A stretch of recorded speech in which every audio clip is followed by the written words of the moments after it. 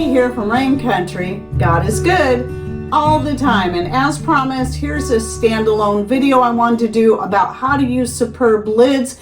If you're new to the Superb brand lids, their lids are made 100% in the United States. They are my very favorite lid now that I've been using them a lot more this year. This is all I've been using for canning with this year are the Superb lids, as you can see here with my canned plums, or even for vacuum sealing, as you can see here with the vacuum sealed dehydrated tomato flakes. So there's a little few tomatoes right there. Now I got a lot more plums I'm going to be putting up and canning some more today.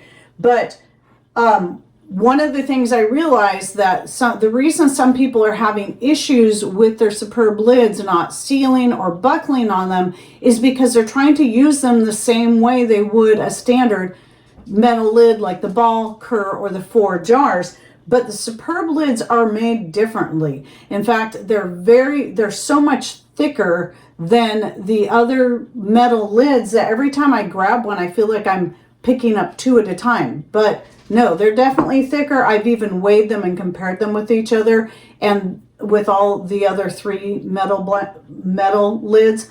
And they weigh more. They're just a better lid all the way around. They seal great. However, if you've tried them and you've had issues with them either buckling or just not sealing right, it's because you're not doing it right. Now, here's what I found out is that if you've ever used the Tatler lids, which are the 2-piece lids where you've got the rubber seal and then you got the plastic lid top, and you know how to do those, the way you use those and the way you use these is the same. So what you want to make sure that you do, instead of when you got your jar filled, you clean your rim, you put your lid on, and I don't even bother heating the lid. I found it totally unnecessary, but it's the way you put on the band, both before and then what you do with the jar after you pull it out of the canner. So normally with metal bands, we put it on, we kind of crank it on, just sort of hand tight there. But when you're talking about these lids or the Tatler lids, when you go to put the band on, what you need to do is you just put it on. Don't put your other hand on the jar at all. Make sure the surface that you're putting that you've got the jar set on is smooth enough that the jar can move freely. That's as tight as you want it to go. So again, just like this. Don't grab it and try to crank it on like you would any other metal lid. Just like that. Then you process whatever it is, whether it be your pressure canning, water bath canning, doesn't matter. Once it's done, you pull all your jars out of your canner, and then that is when you tighten the bands down. So in that case, I'm going to use something like an UV glove. I have 2 pairs of these things, and these are pretty stained and ugly, but this is what they look like. And I use 2 so I can grab onto it and get a good hold on it and then tighten it down. And you want to do that as soon as you get all of your jars out of the canner, you want to tighten it down. It's the same exact steps that you take with the Tatlers. And then you will start hearing the ping, which isn't really, it's not really a ping. I call it more of a thunk because of the thickness of the lid. It doesn't make the same sound when it seals. It's a deeper, lower sound. And like one of my followers said that her husband calls it a ping with authority or something like that. Because it's just a deeper sound. And you gotta expect that. Like somebody thought, well, I heard they didn't ping. Well, they do. It's just a different sound. And because the higher pitch sounds are easier to hear, you may not always hear it, but you'll know it when you hear it. Thunk, like that. And then it's sealed. And you can also tell because here is obviously one that is unsealed, right? Because I just put it on there, and one that is.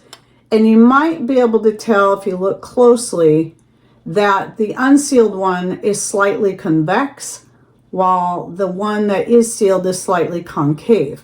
You should also be able to tell by unsealed. No poppy sound when I press on it. Sealed. So it is easy to tell. It's plenty easy to tell if they have sealed.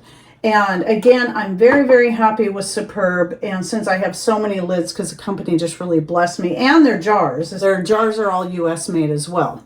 So I am just sold on them. Now my very favorite canning lids of all time.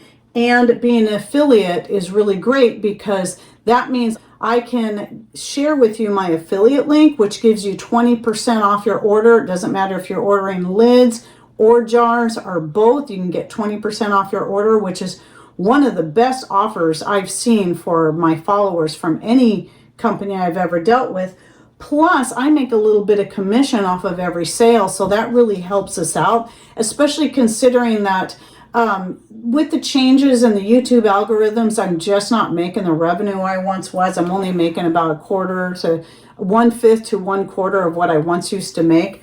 But having these affiliates like Superb, especially something that's good quality and a US-based business that I truly trust, that can help us out. And I just love that they were willing to work with me in this way. And again, my favorite brand. So if you're interested in ordering some and trying them out for yourself, you will find the link right at the top in the description box down below. So if you go through that referral link, plus add the coupon code, which I think is RainCountry20, it's in there. You'll see the code in there. Just copy and paste it on checkout, and that will ensure that you get your 20% off. So both going through that link and using that coupon code. So I hope you enjoyed this, and that tip will give you what you need to be able to properly use your Superb lids and be as happy with them as I am. And thanks for watching. Take care and God bless.